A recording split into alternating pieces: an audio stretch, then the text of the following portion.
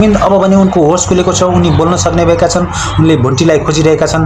नजिकै रहेका दाई भुवन निकै चकित पर्छन्। भूपेन्द्रले भुन्टीलाई खोज्दा तैँले भुन्टीलाई विगतमा चिन्न सकिनस्, भुन्टीले तँलाई निकै माया गर्छिन्, तँलाई मनैदेखि भित्रैदेखि निस्वार्थ प्रेम गर्छिन् भनेर भन्छन् दर्शकबिन। अब भने भूपेन्द्रको होस खुलेको छ र हामी आउँदा भागहरूमा अवश्य पनि हेर्नेछौँ कि भूपेन्द्रले आफूले गरेको व्यवहारलाई परिवर्तन गर्लान् त कि भूपेन्द्रले फेरि भुन्टीलाई त्यस्तै व्यवहार गर्लान् त। अवश्य पनि दर्शकबिन यो समयमा हामी अनुमान गर्न सक्छौँ भूपेन्द्रले भुन्टीलाई अब दुःख दिने छैनन्, अब निकै माया गरेर निकै आफ्नो बनाएर राख्नेछन्। त्यो हामी आउँदा भागहरूमा हेर्नेछौँ दर्शकबिन। त्यो दिन अवश्य आउनेछ।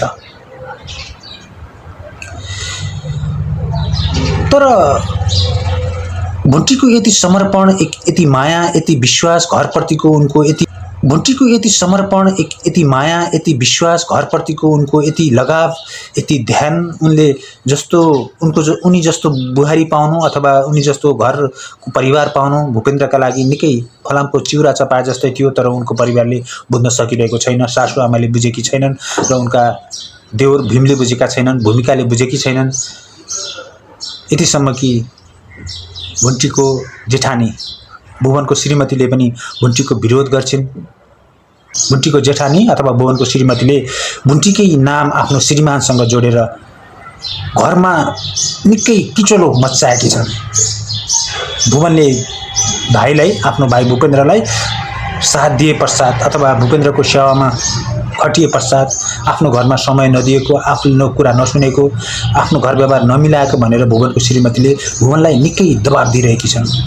तर यस्तो बेलामा मैले के गर्नुपर्छ, मैले गर्नुपर्ने के हो भन्ने कुरा भुवनलाई थाहा छ र उनीको किचलो र त्यो त्यस्तो अप्ठ्यारो परिस्थितिबाट पनि गुज्रिएर भाइ भूपेन्द्रको सेवामा समर्पण भएका छन्।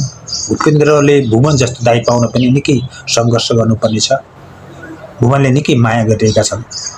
तर भुवनको श्रीमतीले भुवनसँग डिभोर्स गर्न खोजिरहेकी छन्। बुवा आमा आए पश्चात म डिभोर्स गर्छु भनेर भनिरहेकी थिइन्। तर बुवा आएर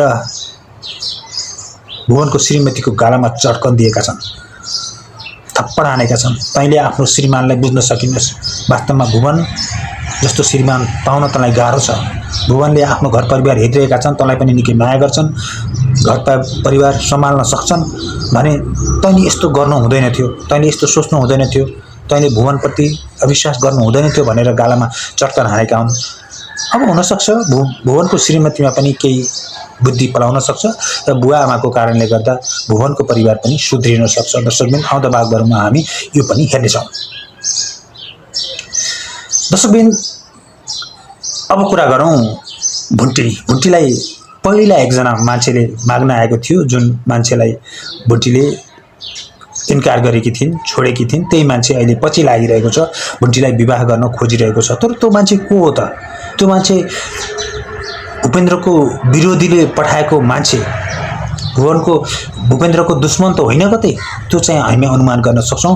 गएको एपिसोडको अन्तमा हामीले हेरेका थियौँ केही भूपेन्द्रका दुश्मनहरूले भुन्टीलाई फसाउनका लागि त्यो मान्छेलाई पठाएको जस्तो देखिन्छ र अवश्य पनि आउँदा भागहरूमा भुन्टीले त्यो मान्छेलाई पहिचान गरेर त्यसलाई साइड लगाउनेछन् अथवा त्यसलाई उचित सजाय दिनेछन् भन्ने कुरामा हामी विश्वस्त रहन सक्छौँ।